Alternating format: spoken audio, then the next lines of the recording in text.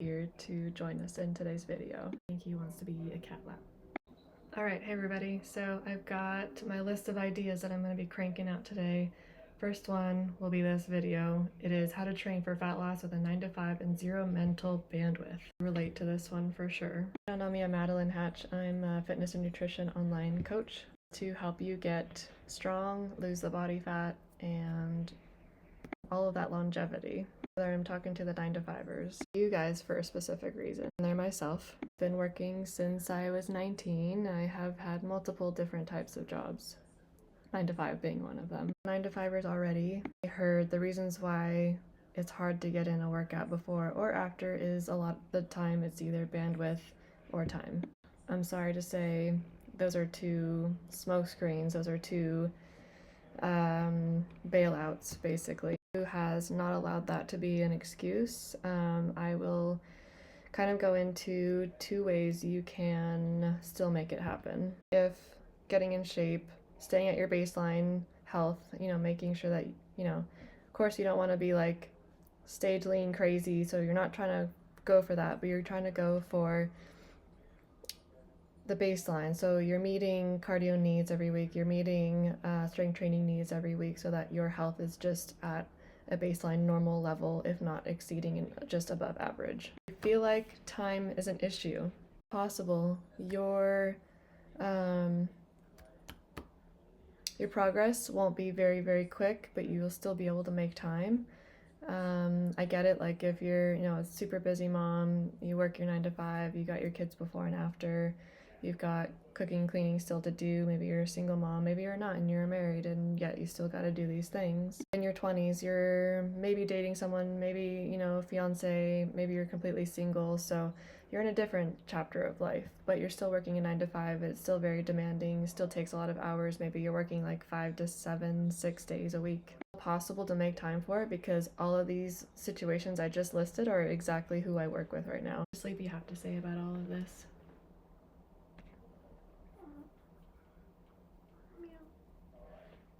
Situation you're in, let's put that behind us. If can do it, then so can you. Bandwidth is the other option that is the barrier to your success. I assure you there's so many resources and ways to combat that. There is in-person classes if there's one on if there's one on the way home from where you work. If working with an actual coach like myself who does all the work for you and all you got to do is just show up to the gym, do it, and then go home. Easy option right there. The bandwidth issue is also with just yourself. There's resistance with yourself.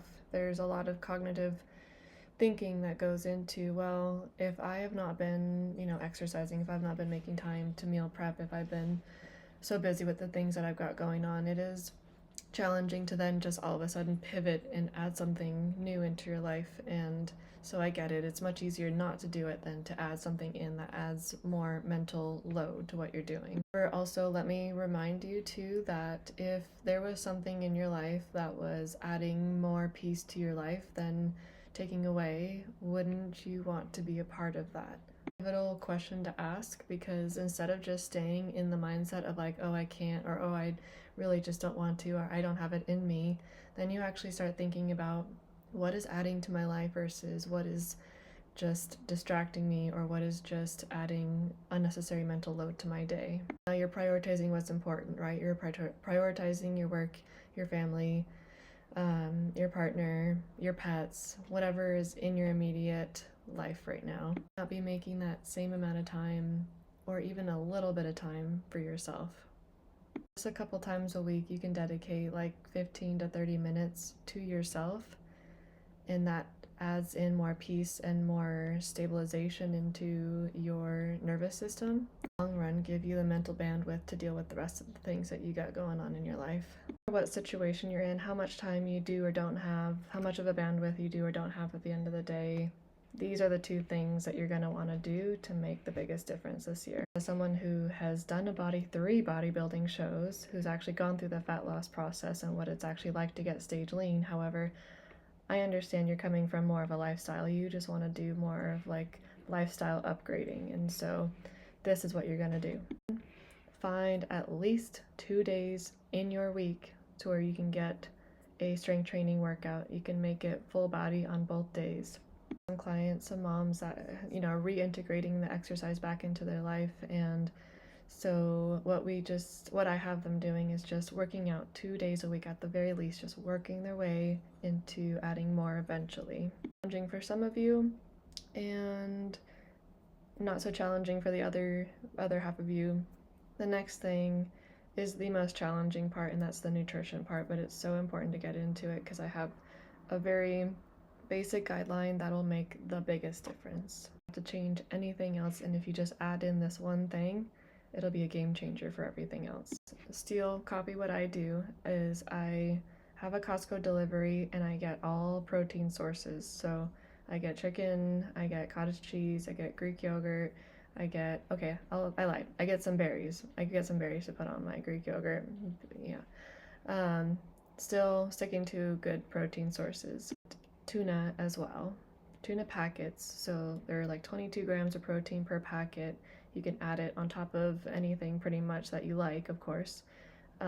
And so just on repeat, I get a certain list of protein sources so that I have that on hand and ready to go when I'm ready to go. Got that if you are on the go very often, then there is a lot of on the go options that are already made and you just have to grab and go and eat it when you can. So you're trying to get as much protein in as you humanly possibly can in every single day consistently. So I say that to kind of exaggerate because most of the time the clients that I work with still falter to get in at least 100 grams of protein, and so I cannot emphasize it enough that if you're not getting at least 100 grams of protein a day, you are losing muscle mass, you are losing, you are slowing down your metabolism, you are down regulating everything. And there is a fantastic audiobook that you can listen to by Dr. Gabrielle Leon, and it's called Forever Strong. I highly recommend you listen to it. Detail on how muscle mass changes the game for losing body fat and having that toned muscle look.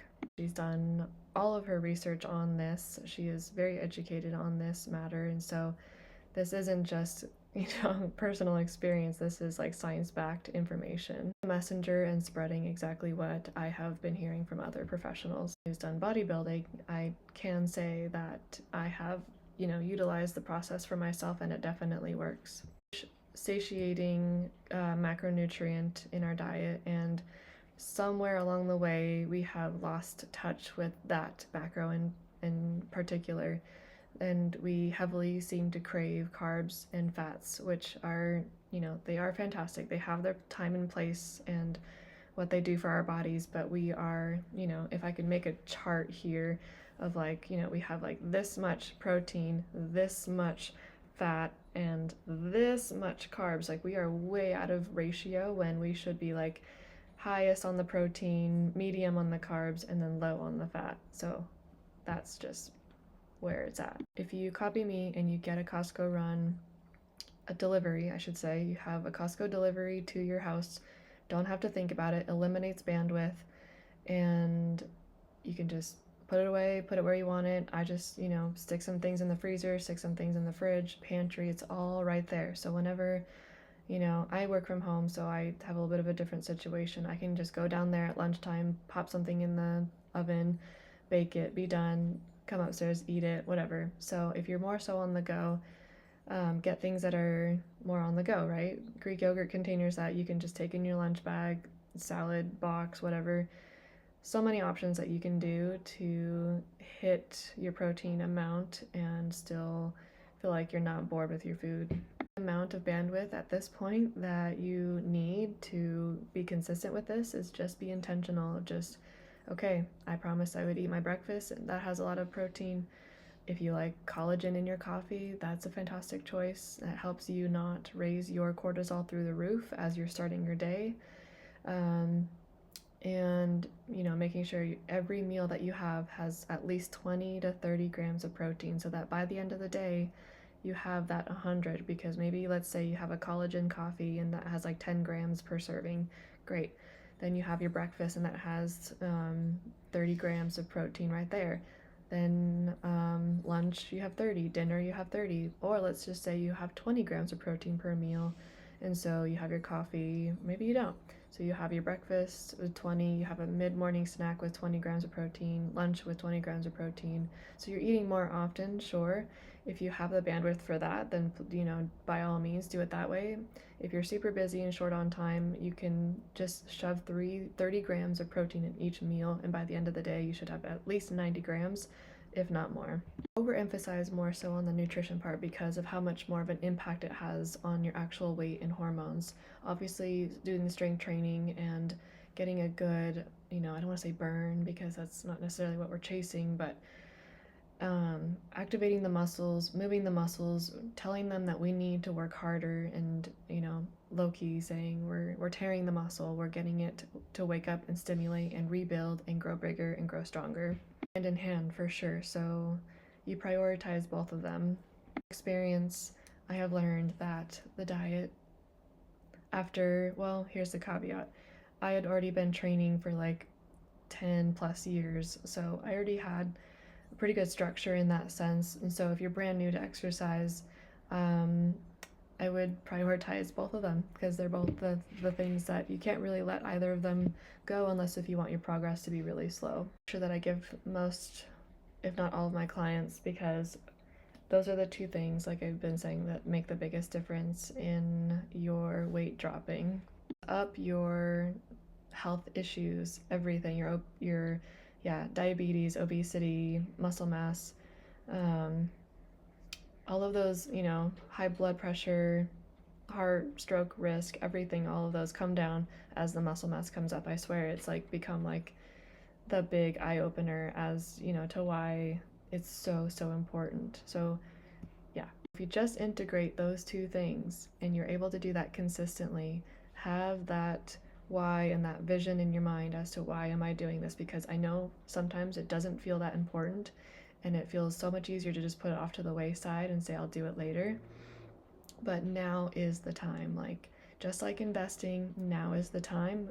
That's, that shit compounds over time. It's the same thing with this. It's like, we know this, right?